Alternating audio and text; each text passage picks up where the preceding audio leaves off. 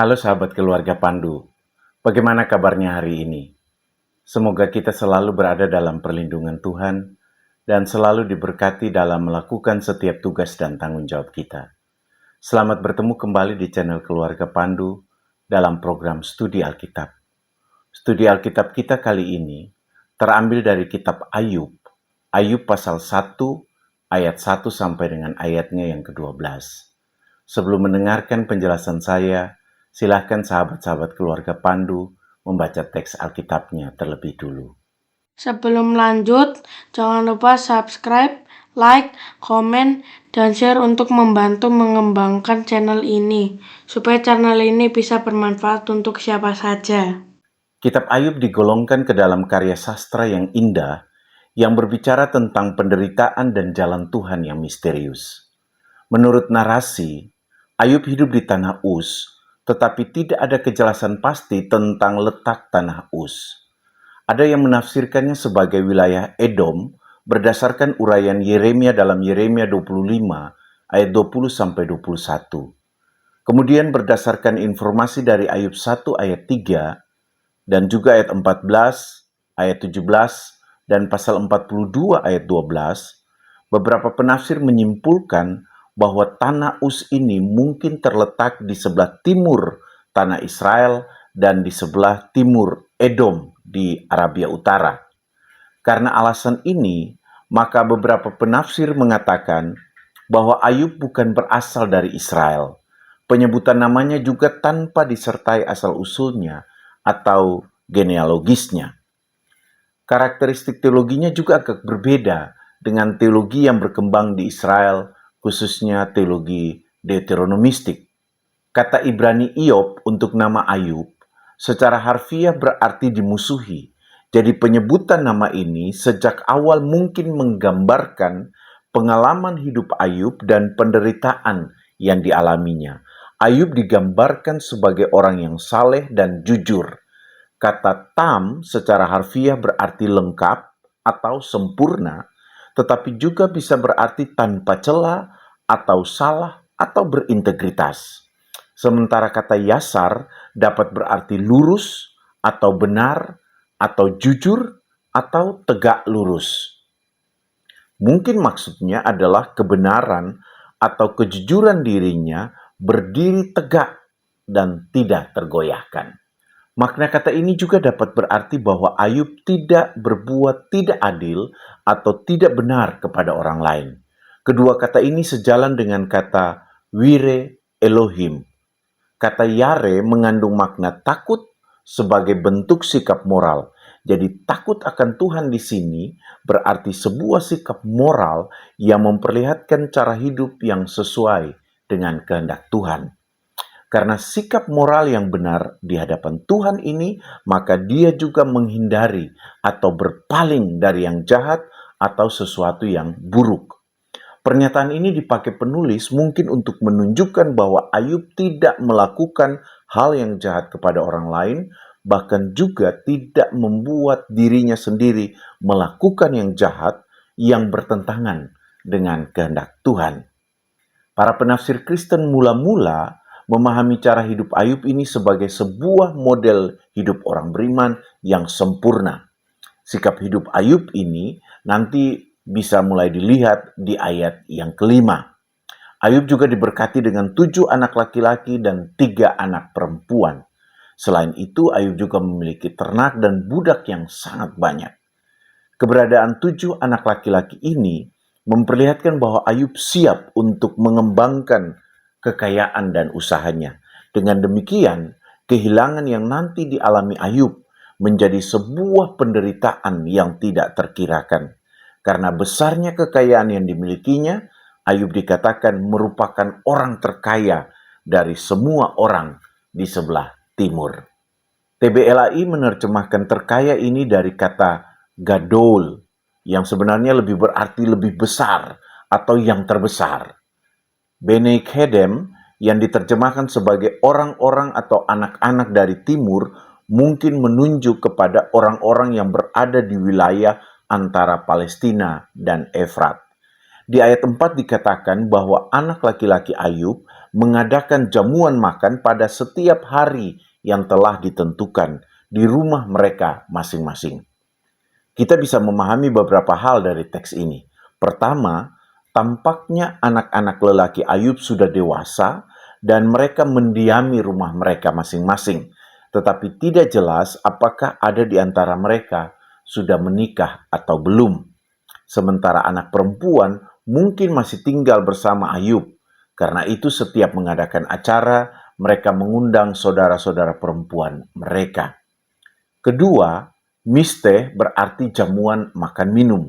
Jadi ini sebuah pesta yang tidak ada kaitannya dengan agama dan ini menggambarkan kemakmuran keluarga Ayub. Ini mungkin hanya sebuah pesta keluarga saja karena tidak disebutkan bahwa mereka juga mengundang orang lain. Selain itu, gambaran ini memperlihatkan kebahagiaan yang ada di lingkungan keluarga Ayub. Penggunaan kata youmou dari yom menunjuk kepada hari dan juga memiliki kaitan dengan usia. Karena itu beberapa tafsiran menghubungkan perayaan ini dengan perayaan ulang tahun. Jadi youmou dapat diterjemahkan pada hari yang telah ditentukan, yaitu secara bergiliran pada hari ulang tahun setiap anak laki-laki Ayub. Namun Ayub tidak membiarkan anak-anaknya mengadakan pesta begitu saja. Dia selalu melakukan tindakan religius setiap kali anak-anaknya selesai mengadakan jamuan makan minum. Yang pertama dilakukan Ayub adalah menguduskan mereka. Kata waikadesem dari kadas secara harfiah berarti memisahkan, dalam arti memisahkan dari yang kudus dan yang najis dan yang dihubungkan dengan penahbisan. Jadi kata ini bermakna menguduskan atau menyucikan atau menjaga tetap kudus. Teks mengatakan bahwa Ayub mengirim dan menyucikan mereka. Kata yislah dari salah bisa berarti mengirim atau membiarkan pergi. Mungkin maksudnya di sini adalah Ayub membiarkan mereka pergi untuk menyucikan diri mereka. Mungkin ada ritual khusus yang berhubungan dengan penyucian ini, misalnya membasuh diri atau berganti pakaian, seperti yang dikatakan dalam Kejadian 35 ayat 2. Kedua, dia akan bangun pagi-pagi sekali untuk mempersembahkan korban bakaran dari kata Ibrani wehe'elah olot, sesuai dengan jumlah mereka. Artinya dia mempersembahkan korban bakaran itu sebanyak 10 korban bakaran sesuai dengan jumlah anak-anaknya. Ada yang mengatakan mungkin juga hanya 7 sesuai dengan jumlah anak laki-laki. Penulis mengatakan bahwa Ayub berpikir mungkin mereka telah melakukan dosa dan mengutuki Allah di dalam hati mereka. Kata HTU dari khata jelas memiliki makna salah atau dosa. Ini berbeda dengan beraku dari barak yang bisa berarti memberkati tetapi juga bisa berarti mengutuk. Karena itu, menurut para penafsir penggunaannya harus disesuaikan dengan konteksnya. Dalam konteks Ayub, karena sebelumnya berbicara tentang melakukan dosa, maka barak di sini berarti mengutuk.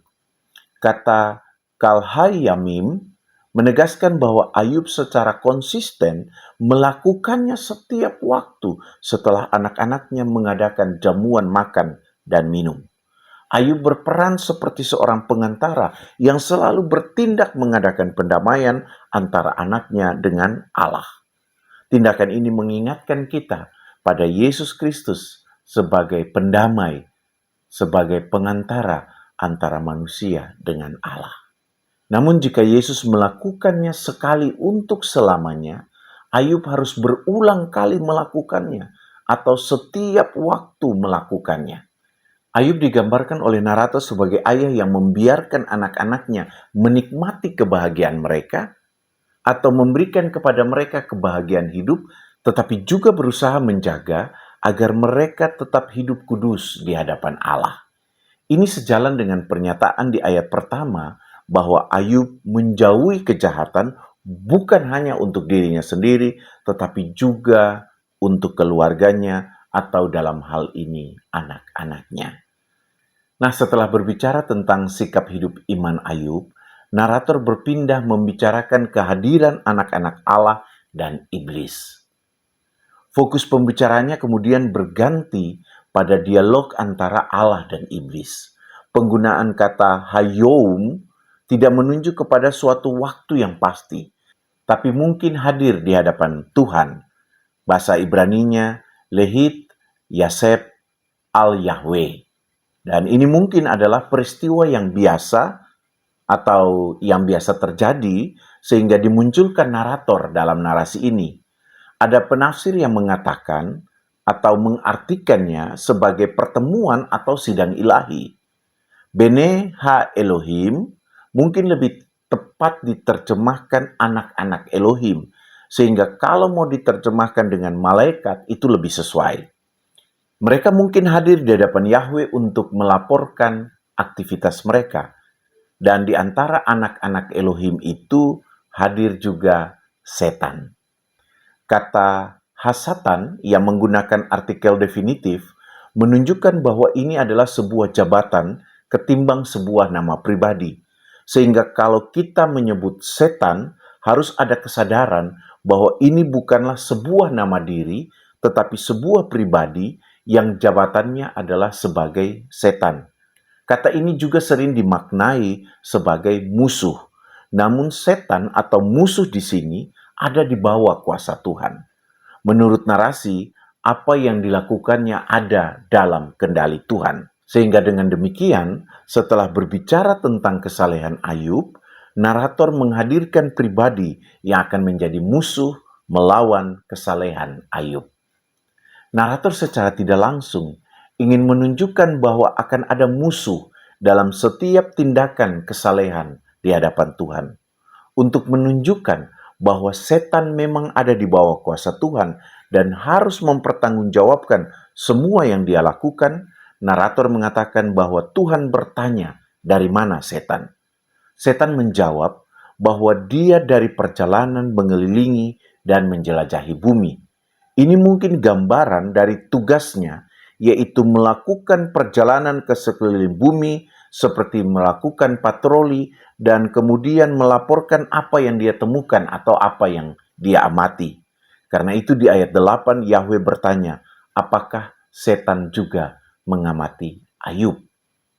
Kata Ibrani hasamta secara harfiah berarti mengarahkan atau menempatkan atau menetapkan atau mempertimbangkan. Maksudnya adalah mengarahkan pikiran atau pandangan. Dalam pandangan Yahweh, sikap hidup iman Ayub sudah seharusnya mendapat perhatian setan. Ayub dikatakan sebagai abdi dari Ebed atau hamba Yahweh. Sikap iman Ayub yang dikatakan narator di ayat 1 kembali lagi diulangi di ayat 8, tetapi di ayat 8 Yahweh lah yang mengatakannya. Itu artinya sikap iman Ayub ini dipertegas oleh Yahweh sendiri atau mendapat pengakuan Yahweh. Dan menurut Yahweh tidak ada seorang pun di bumi yang seperti Ayub. Jadi dalam hal kekayaan, Ayub lebih besar dari semua orang di timur, tetapi dalam hal sikap iman, tidak ada di bumi yang sama seperti Ayub. Itu artinya Ayub layak dijadikan sebagai teladan. Jawaban setan di ayat 9 dan 10 menunjukkan secara implisit atau memperlihatkan bahwa Ayub ada dalam pengamatan setan. Setan ingin tahu apakah Ayub akan tetap takut kepada Allah ataukah tidak. Kata Ibrani hahinam dari hinam dapat diartikan tanpa tujuan atau tanpa sebab atau gratis atau tanpa mengharapkan apa-apa. Jadi setan mungkin bersikap skeptis atau meragukan ketulusan iman Ayub, atau bahwa tidak mungkin bagi dia Ayub itu menunjukkan sikap takut atau hormatnya kepada Allah tanpa tujuan atau tanpa mengharapkan apa-apa. Dengan kata lain, Ayub hormat atau takut akan Tuhan karena Tuhan memberkati Ayub dengan limpah. Setan seakan ingin mengatakan bahwa tidak mungkin ada orang yang menunjukkan kesetiaan dan ketaatan kepada Allah tanpa mengharapkan sesuatu yang menguntungkan atau menyenangkan dirinya sendiri. Pikiran ini ditegaskan setan dengan mengatakan di ayat 10 bahwa Tuhan sudah melakukan segala sesuatu untuk Ayub, termasuk memberkati dan membuat segala yang dimilikinya semakin bertambah. Di sini kita juga melihat bahwa setan mengakui bahwa segala berkat dan kelimpahan juga berasal dari Tuhan. Menurut setan, Tuhan telah membuat pagar di sekeliling Ayub, juga rumah tangganya, dan semua yang dimilikinya. Sakta dari suk memiliki makna pagar atau yang berhubungan dengan pagar. Dan itu juga bisa berarti melindungi. Jadi bagi setan, Ayub bisa bersikap demikian karena Tuhan juga selama ini melindungi Ayub dan semua yang dia miliki. Tuhan juga yang memberkati semua yang dikerjakan Ayub. Sementara itu kata miknehu dari mikneh dapat berarti sapi, ternak, atau harta benda, atau sesuatu yang diperoleh dengan membeli.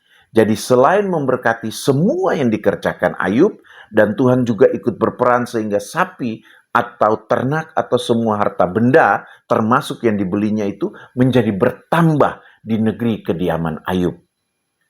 Beberapa penafsir mengatakan bahwa sebenarnya setan sedang mengkritik teologi Deuteronomis yang dibangun.